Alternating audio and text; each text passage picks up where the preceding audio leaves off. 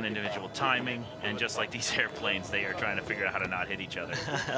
This is the French Air Force in their PC-21s, the Swiss-made training aircraft, just flying over. The French Navy also involved, and you can't underplay how big and important this race is in France. This is going out live on their main national network, and the race is starting at 1:27 to fit in with the main lunchtime news this Sunday, and everyone will be sitting in front of the TV watching it.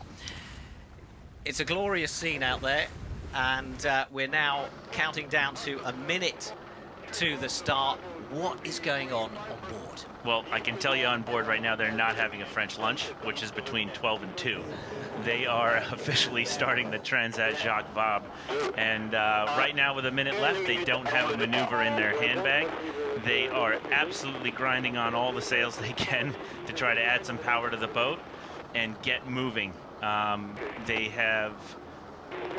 Actually, the breeze has allowed them to mostly tack on to port. The fleet's been spread out enough, the line is long enough, and we are seeing boats starting to head towards the next mark. So like I said, the goal being get to the next mark in the straightest line possible, and the straightest line here today has one.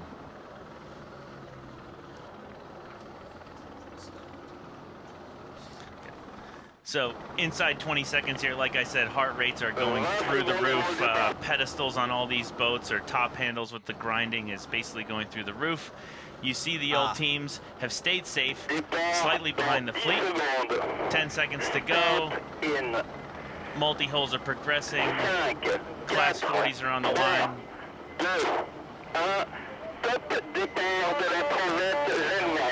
The Transat Jacques Vabre is underway for 2021, and it looks like a pretty good start, a pretty clean start across that fleet. En français, bon départ, as they say. There it was.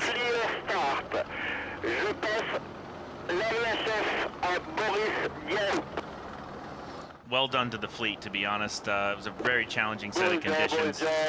Everyone got onto port, going to the next mark, and off the start line. Transat Jacques Vabre, Normandie, Le Havre. Bon courage et bon vent à tous. Et rendez-vous en Martinique, à Port-de-France. That's the voice of Boris Diaw, a legendary French basketball player who, from this region, has been given the honour of starting this race. You'd know him better than me. He won the NBA in 2014, Jesse. We'll claim him. But the focus right now is on these Ultims that are getting up on their foils, and we reckon they're going to be hitting some pretty high speeds. Yeah, in 20 knots of wind, these guys are going close to 40 knots. So a little bit different sail setup. You see commonly here a reef and a large front sail. The 50-footer Leighton here and Arkema, they have kind of full gear on.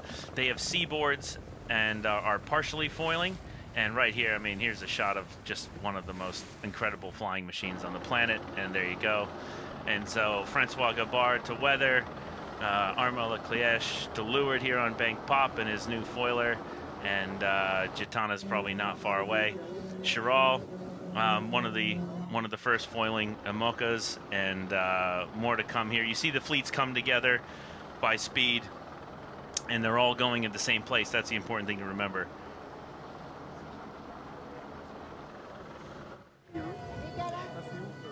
So another shot of the French Air Force planes, just saying au revoir to the boats and wishing them well. So we've got the IMOCAs closest to us here, and the Ultims with Banque Populaire, and you mentioned Francois Gabard. He's on the far boat with SVR on La Zartigue, and that is a boat that's literally just been built. It has, and here's a Pivia, just part of the same family. Defending, won the title last time in the IMOCA. Title holders and boat of Mer Concept, Francois' sort of umbrella, and their big competition is right here with Frank Camas, SVR. SVR is a fly-by-wire Ultim. just incredible in terms of the automatic foiling that they're doing. And then Gitana, of course, is famous for this year's performance at the Fastnet. And the IMOCAs are flying as well, and the first half of that fleet is going to be neck and neck for the next 36 hours. The big split will not come until Uson, and it'll be impressive at the corner of France to see which Ultim goes which direction, but you have to believe that Apivia is going to lead the way.